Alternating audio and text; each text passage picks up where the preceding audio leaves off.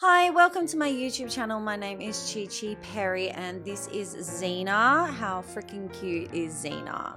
Xena's gonna go now. Everyone say bye, Xena. She might come back later. So this is the first video of my YouTube channel, so I can't say welcome back. I'm just gonna say welcome to. I'm gonna do a series, a few recaps on MAFS Australia. Yes, MAFS, not maths.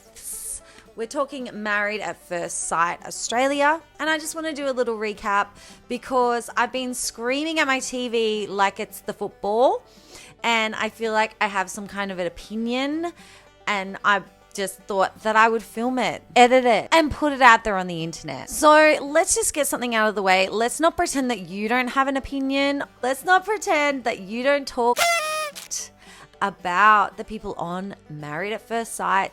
So let's not pretend that like I'm the only one doing it. You do it at home too. So don't come for me and I won't come for you. Don't go on their Instagram and go for them because of something that I've said. You know what, actually, I'm not your mum. You're going to do what you like, right?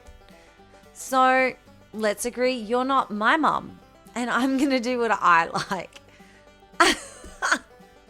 So look, about these recaps, I just drank a bunch of wine and then wrote down a bunch of notes, and then I'm going to try and make sense of the notes that I wrote and the opinions that I had whilst watching the show. I don't know if it's going to make any coherent sense. We're doing it. We're doing it. And if you want to watch it, thank you. Like and subscribe.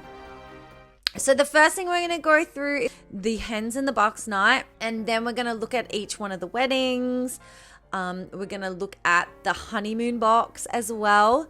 And then hopefully for my first dinner party, I want to do a mukbang and MAFS where I'm totally going to be eating KFC because that's what it's sponsored by here in Australia. It's a must. It's a has to. We have to eat KFC and do a mukbang and MAFS for a very first dinner party. And my partner might even join me for that. My partner. I'm having this cup of tea because this is like, look, this reaction stuff ain't no joke. This is actually a lot of hard work. I have done 2 filmings and then I went to edit and then I'm just like, nah, this is all wrong. And my voice is a little sore, and I kind of in my head told myself I was going to film 9 videos today, and that ain't happening. So I'm going to have to sip some tea as we do this to get my poor little vocal cords through this. But we're going to be sipping on tea anyways about these MAFS participants, characters, cards, future influencers. You may as well make yourself a cup of tea too. Go on, pause me, do it, go make yourself a cuppa, get yourself a bicky or something like that. And let's start talking about the hens and bucks night. Look, I'm going to be looking at a few notes on my computer. This is being filmed on my computer. You might notice my eyes going a little here, there, and everywhere, which was what I noticed when I was editing. And I thought that just might be nice to mention. So here we go, my very first MAFS recap. That's Married at First Sight Australia recap for the year 2024. Let's talk about meeting these cards, these characters, these future influencers at the hens and bucks nights.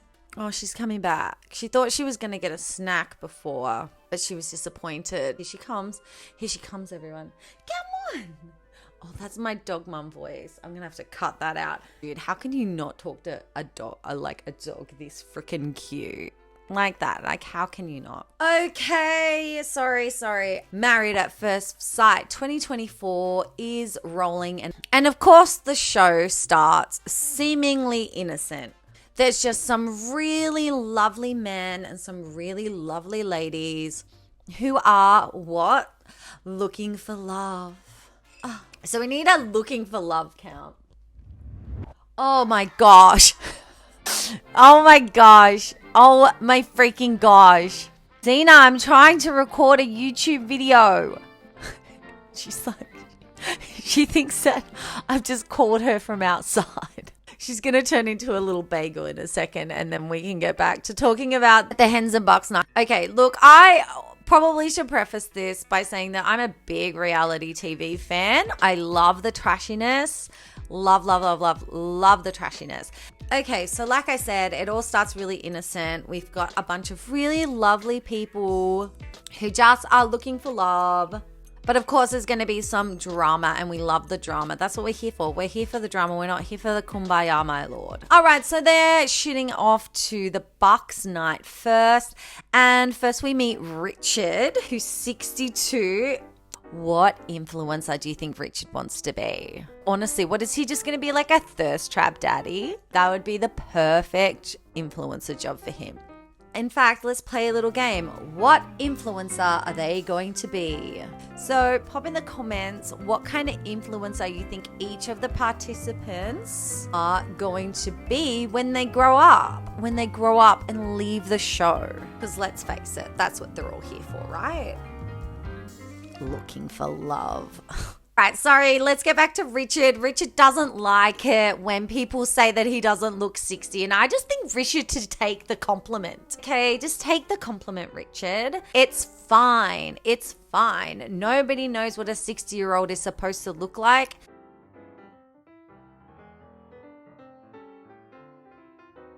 If they don't think that you look like one, just take the compliment, Rich. All right, so I was just going to say that I think the Bucks party looks really boring.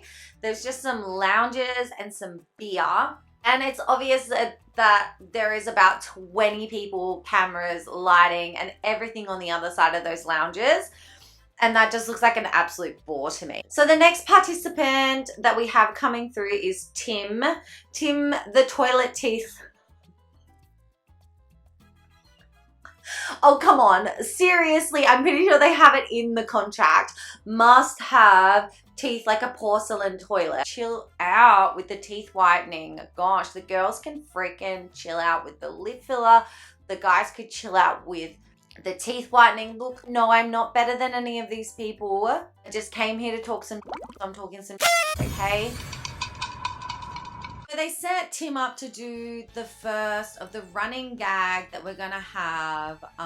Tim says to Richard, "You look good for 62. Richard hates that. We know that. Richard, just take the freaking compliment. Then we're gonna get shot over to the girls, the Hens night, and the first girl that's gonna walk in is Nat. And Nat, you just seem really sweet and too sweet for this, and I hope they're really gentle with you."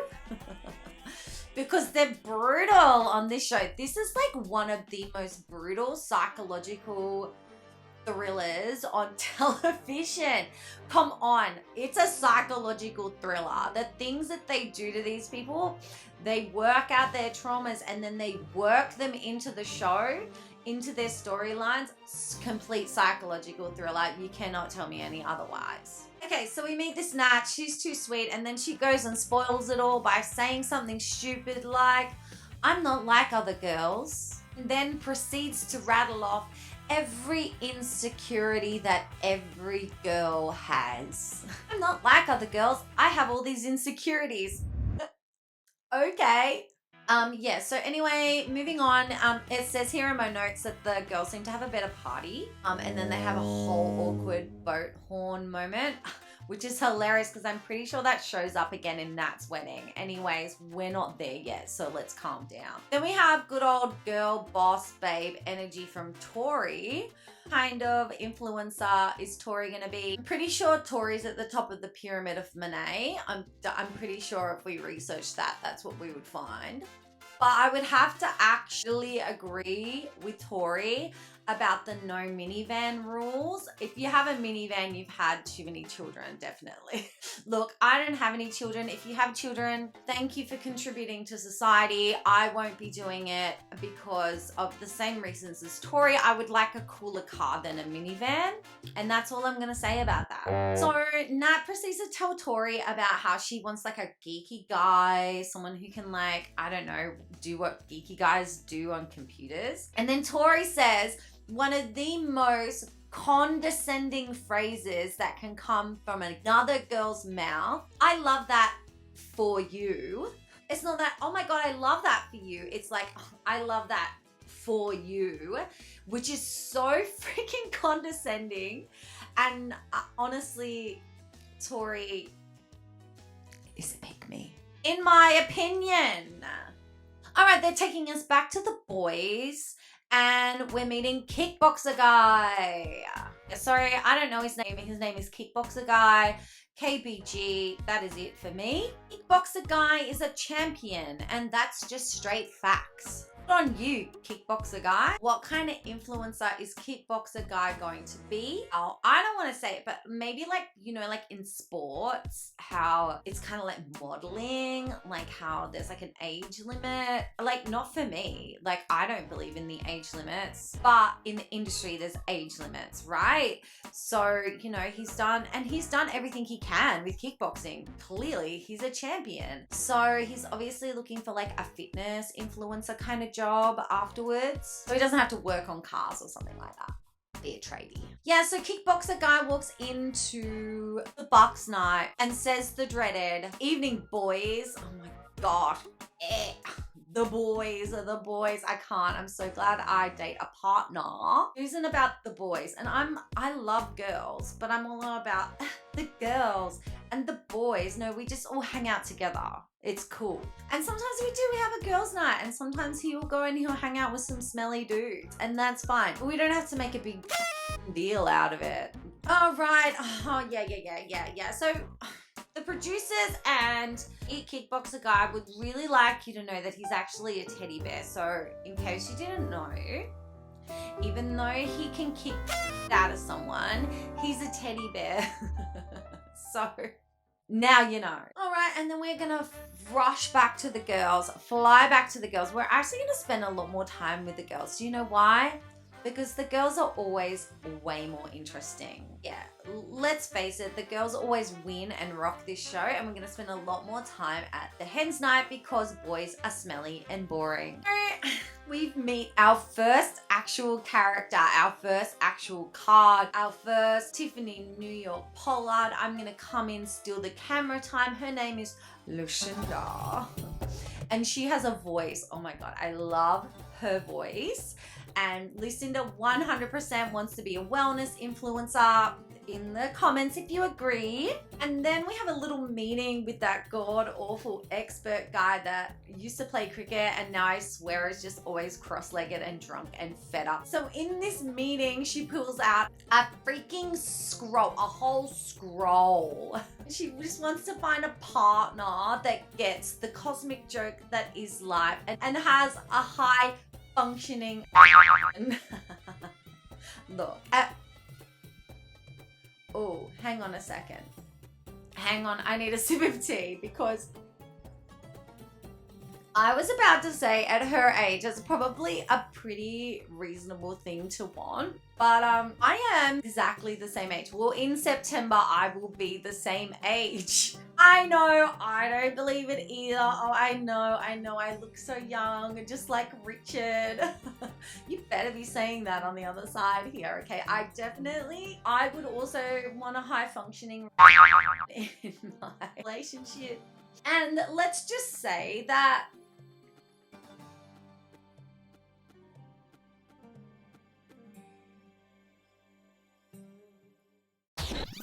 I do. And that's all I'm going to say about that. Yeah, she seems to be winning the game already. She walks straight in, glowing, shining like a diamond, and people gasp. Someone gasps when she walks in. Like, look, I am also a spiritual white woman, but some spiritual white women can be so freaking cringe. That's all I'm going to say about that. Cinda comes in, she wants that camera time, and she's asking the girls, what is your manifesto? Your manifesto. And then when they're giving Lucinda all the camera time, they just sneak some of the boring girls in behind her. Like, yeah, so we've added a few girls to the Hens night, but you don't know their name because Lucinda's too busy saying it's the color of transcendence. And I'm just gonna say that word. Oh yeah, transcendence. Then we're staying at the Hens night because hold the phone, we have a villain. We got New York Tiffany Pollard energy. Hi Lauren. So Lauren didn't come to play. Lauren didn't come to slay. Lauren came to be the meme. She came to meme, my friends. So first things first, the dress. Hoping for a nip slip moment. Extra camera time, maybe. Just like the first 4 or 5 things that come out of her mouth. Meme, meme, meme, meme, meme. First thing she says is, I love a red flag. Next thing she says is, my lips got sunburn in Bali. Then takes a sip of her Chardonnay. And her next meme will be open heart, open mind, open legs. Yep, Lauren is definitely the next mega personality to come from the show for sure. She's already playing the game like a pro. And this girl is out for everyone's camera time. She also mentions that she's straight up ready for a cheating scandal. Though she knows cheating scandals equal money on this show. They really do. They do. Oh yeah, we're gonna go back to the box night. And then we have someone who looks a lot like KBG, kickboxer guy, walk in, and as he walks in, he goes, boys. Yeah, he sounded exactly like that when he said it. But we're not gonna spend any time on it because we have a wild card. We have Michael, the wild card boy bride who walks into the Hens night, and we love this. And we stan Michael. You are awesome. And of course, Lauren chucks in that she thought that he was a stripper. Of course, Lauren. And then this is where it gets a little weird. This is where it gets a little inappropriate. This is where Channel 9 decides they want to play Who's the Gay? So the Married at First Sight editors have decided to play a little game of Who's the Gay at the box. Oh my God, inappropriate. Anyway, let's do a shot of Jonathan. Is it Jonathan or is it Collins? Because Colin thinks that Jonathan's a bit of all right. Then we shoot back to Michael, and Michael's talking about how he would love a deep masculine voice. So we shoot back to the bar, and there's kickboxer guy talking with his deep masculine voice. Is he the gay? Then we have a shot of Jack, who actually likes the look of the trade of the box. He's especially about the jawlines. Is Jack the gay? And then we have a shot of 62-year-old Richard. Is Richard looking for a twink, maybe? Then we talk to Timothy. And someone asked Timothy, what are you hoping to see at the end of the aisle? We're all sitting there waiting for Timothy to say a dude, but he doesn't. He says some sad boy stuff, not talking about what he would like to see, but what he would not like to see. He would not like to see the look of disdain on his future wife's face. Oh, and he can tell because Timothy has seen the look of disdain on many girls' faces. I'm sure you have, and that was awkward, Timothy. So then we turn to Simon and we ask Simon what kind of girl he's hoping to see at the end of the aisle when he turns around, and Simon says, a girl. Ding, ding, ding, ding. We found the gay. It is Simon. And Simon has denied it for such a long time. He's dated girls. He married a girl. He's had a child with a girl. And now he's finally come out, and we stand that. Yay. Go Simon. Steinman. Go Simon. We stand that. I'm so glad you've come out.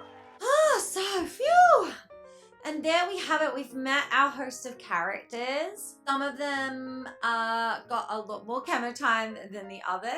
And we're not going to finish this night without seeing the dystopian nightmare that is the experts. These people are ludicrous. They are so strange. Why are all their eyes like this?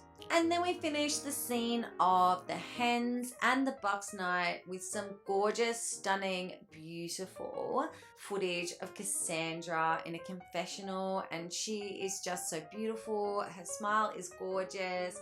Her skin is amazing. She's one of the prettiest girls I've ever seen, and I have no idea what she said because I'm just too busy looking at her beauty, and I think she's gonna be a favorite. People are gonna love her. Okay, so disclaimer. I love all the girls, the guys, who cares? But all of the girls, I love you all. I'm sorry if I talk about you. I would totally drink a wine with each and every one of you. But I'm here to talk about the characters that they portray of you on the show. Whew, that is a lot of work. That is actually really hard. I take my hat off to all of my favorite shit talkers on the internet. Doing a recap, that was really hard, and I thought I was going to be able to film all of my recaps, like 9 videos today. I don't believe that I'm going to be able to do that now. And that is the end of my recap of the Hens and Bucks night for Married at First Sight Australia 2024. Thank you so much if you made it to the end of my first ever YouTube video. You are a star. And eventually one day I will buy a microphone that I don't have to hold in my face. Yes. Eventually one day I'll buy a proper camera and have better video footage. Yes. But until then, like, subscribe, comment, tell me what kind of influencer you think that they want to be. And I'll be back again to talk some shit about the weddings. So thank you very much. My name is Chi Chi and this is Zena. Bye.